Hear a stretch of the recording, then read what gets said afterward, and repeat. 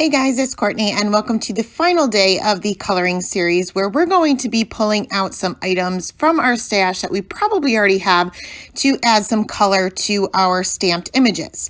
So the first obvious choice is our inks, and I have some Distress inks and Distress oxides here, and these are the same colors, Worn Lipstick and Spun Sugar for the both of them, and we are going to be doing some very simple watercoloring with these inks. So I have two of the same image stamped out with a waterproof ink onto some watercolor paper, and I have my acrylic block over here, and I'm just going to squish out some of the color onto that, kind of using that as a palette. You can pretty much use anything you want. I am going to start off with the regular Distress inks, which remember are a water reactive dye ink, so they are transparent. I have my water off to the side, and I'm just going to add a drop or so of water to the ink to kind of activate them, and then I can add my color. Now you can do the wet on wet technique, but I'm doing the wet on dry technique. So I'm adding a little bit of the spun sugar, and as you probably are aware, this is a super pale pink, and when you water it down, it's even lighter, so it's a little bit hard to see on camera, but I promise you there is some color on the paper. And now while that is still wet, I'm gonna add a little bit of that Worn Lipstick to the base of the petal and kind of let the water kind of take that up a little bit. I really wasn't getting the contrast I was looking for, so I added a little bit more to the base and kind of let the water spread the ink just as I would with watercolors. So I'm going to do the same thing with the Distress oxides, but remember the Distress oxides are more of a hybrid ink and they are more opaque than the dye inks are. So you're going to get a little bit of a different finish, but they're still going to react with water and you can still watercolor with them. So even as I squish some of this ink onto my acrylic block here, you can see that it looks much different than the regular Distress inks do. But I'm going to do the same exact thing. I'm going to dampen my paintbrush, activate that ink a little bit, and add that to my petal. Once again, spun sugar, very light. So it's very hard to see on camera, but you can at least see kind of the shine that I'm getting on the paper, and that just means that I have just the right amount of water. So I'm going to pick up some of that Worn Lipstick and add that to the base. Now you do have to kind of work with these a little bit more. The water doesn't spread it as much as the regular Distress inks. So you do have to work on it a little bit more than you would with the regular Distress inks. If I were to watercolor with either one of these, I prefer to use the regular Distress inks, but you can see that you still get very similar results and very good results with either one of them. And you can, of course, use as many or as little colors as you want to get whatever effect that you are looking for. So remember, these will dry back. All watercolors do, or most watercolors do. So these will get a little bit lighter as they dry. Now, if you have a blender pen, you can use pretty much any ink that you have in your stash to add some color to your stamped images. They have a Dove blender pen, Tombow makes one, and all you pretty much do is you just dip it in the ink pad. So next we're going to use some Perfect Pearls to add some color to our images. And I just have two colors pulled out here. I have a ton of these. These have been in my stash forever, and they last forever because a little goes a really long way. Now they show up best on darker cardstock, so I'm going to be using the black cardstock, and this is heavyweight black cardstock, and I have went ahead and white heat embossed the image twice. So for the first one, I'm going to use these in more of a traditional way. I'm using a clear Emboss It pen, which by the way is pretty dry, and you'll see that when I add the Perfect Pearls. I don't have the original paintbrushes or brushes that these came with because, like I said, these have been in my stash for many years. But all you could do is, while that ink is still wet, you're going to add your color to it. You're not going to add any water or anything like that. You're just going to add your color and kind of brush away any of the excess. Now, because my pen is so extremely dry, it left those streaky lines that any dry marker is going to leave. And unfortunately, that showed up when I added my Perfect Pearls. So I'm going to bring out my black Emboss It pen. Because these are opaque, I'm not really going to see the black underneath it anyway. And this one has a little bit more ink. not exactly the best quality right now because I've had these for a long time too, but it worked much better than the clear. And you'll see once I add the pigment or once I add the powder and brush that away, I get a much smoother look. And like I said, this shows up better on darker cardstock. Well, they'll show up on white cardstock, but you won't really get that pearl look that you're looking for on white as much. Now, another thing you can do with these is you can watercolor with these too. So I'm going to add just a little bit of the powder to my acrylic block. And like I said, a little goes a very long way, so you don't need much. And then I'm just going to take a paintbrush and add a drop or two of water and mix that around. And you're going to create a paint. Now you don't want to add too much moisture with the darker cardstocks because they're cardstock. It isn't watercolor paper. They can't take too much water, but you're going to treat this similar to the way you would treat gouache. So you're going to add some moisture, but you're not going to add quite as much as you would with traditional watercolor. So I am going to go ahead and take my paintbrush and just add some color to that one petal. And you can see that you get a very, very smooth look to it, and you still have a lot of that shimmer. Now, if it is a little bit more transparent, because of course we've added water to it, you can add multiple layers. And because this seeps into the paper right away, it's not watercolor paper, you can continuously add layers on top of this. It's going to seep right in and dry fairly quickly. And it's beautiful. It is, the camera can't even possibly capture this, especially if you use multiple colors with smaller images.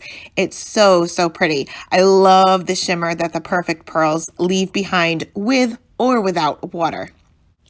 So next I'm going to be taking a look at the liquid pearls, which if you've been a crafter for any amount of years, you will remember these. These are way before Nouveau drops and they are very similar to Nouveau drops, but they're very thick. So they were a little bit difficult to work with as far as the embellishments go. They have improved over time, but these have been in my stash for a long, long time.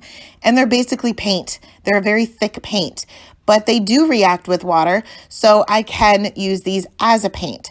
So for this first one, I am going to add just a drop or so of water to water this down. Well, maybe I added two, but the more water you add, the thinner it will be naturally. So for this first one, I am going to leave it fairly thick. So I only added 1 or 2 drops of water, and it's still fairly thick, almost like an acrylic paint, which I believe these are. I believe these are a form of acrylic paint anyway.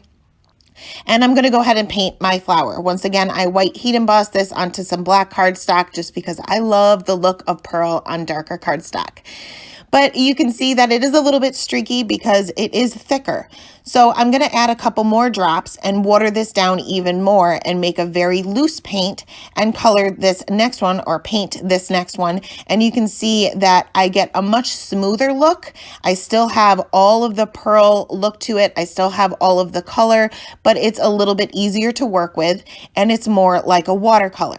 And because it is more like a watercolor, you can use these as watercolor. If I were to use multiple colors or even just one color to add a little bit of dimension, I'm going to pull out a piece of watercolor paper here just to kind of show you.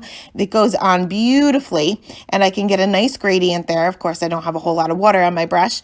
I'm going to water this down even more, add a little bit of clean water and do kind of a wet on wet technique and just drop in some of this color, and you can see that it reacts very similar to regular watercolors, except it's pearlescent. So you add a little bit of shimmer to it, which makes everything a little bit better. So that's a very inexpensive way, especially if you have them in your stash, instead of using, or purchasing pearlescent set of watercolors. So next, I am going to go ahead and stamp out this image onto a piece of white cardstock. I'm using a heavyweight cardstock. You can use whatever you want, and it doesn't really matter what ink you use. I'm just going to stamp it down and leave that stamp in my MIST. So you want to leave this in your stamp positioner. And this time we're going to be adding color with some embossing powder. So I am going to bring back out my Emboss It pen. And of course, like you saw before, my clear Emboss It pen is completely dried up. So I ended up having to use the black. I did treat this with my anti-static tool first. And because this is kind of a glitter embossing powder, it's not completely opaque. It will show up on darker cardstock, but I am going to see this black underneath it. You can see that it's getting a little bit dry too, so this is definitely something I have to put on my wish list to get more of. But I'm going to go ahead and sprinkle on that embossing powder. You can use pretty much any color you want here. This is just something that I pulled from my stash. And I am out of coffee filters. Believe it or not, I don't think that's ever happened because they last forever. But another thing I have to put on my list. So I'm just going to use a folded up piece of paper to get that excess back into that jar. Let my heat gun heat up for about 20 to 30 seconds before bringing that to the paper, and go ahead and melt that embossing powder. Now you will see that the color changes dramatically because I can see that black underneath it. This is not the true color of this embossing powder, but it'll work for this demonstration. So I filled in the rest of the petals the same way with the embossing powder, and this is where it's all going to come together because right now it looks like a blob. So I'm going to fit this back into my Misty, and remember we still have that stamp lined up where we stamped it the first time.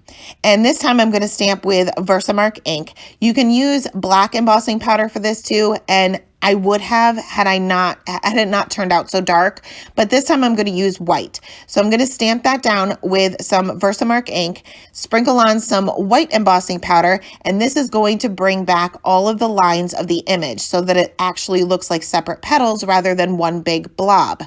You can layer embossing powder many times, and it's just going to add a little bit more dimension, but you can get those details back in your image after you add your color to the empty spaces or to the blank spaces or whatever you want to call it.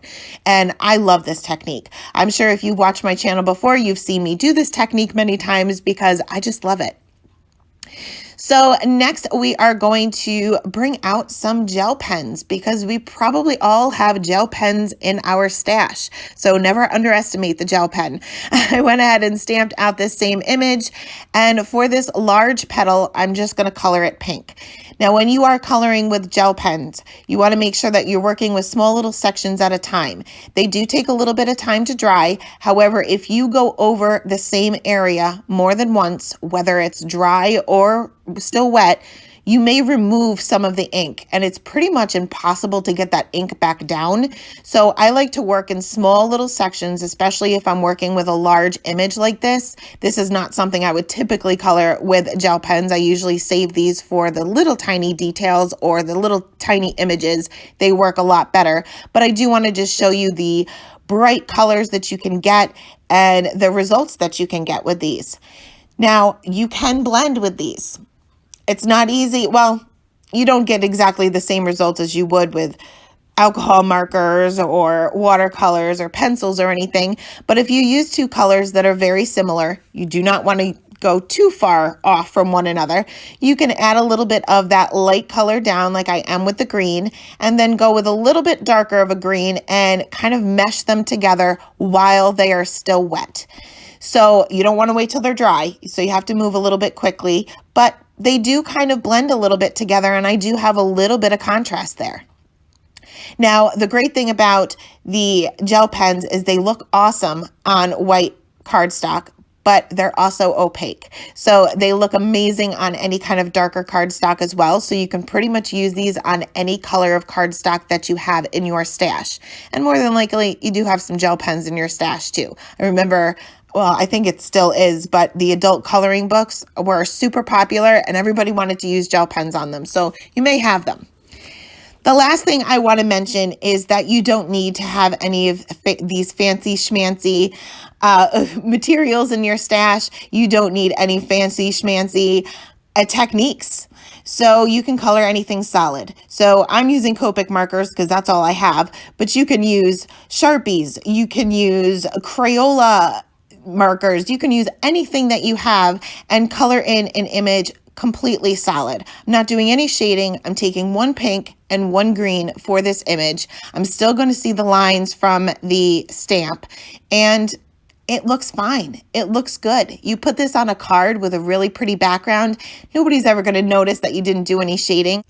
So please, please, please, please do not get discouraged if you haven't mastered or perfected the skill of shading with any of the media that we have used this week. I promise your cards are just as good as anyone else's, and they will be cherished by the recipient.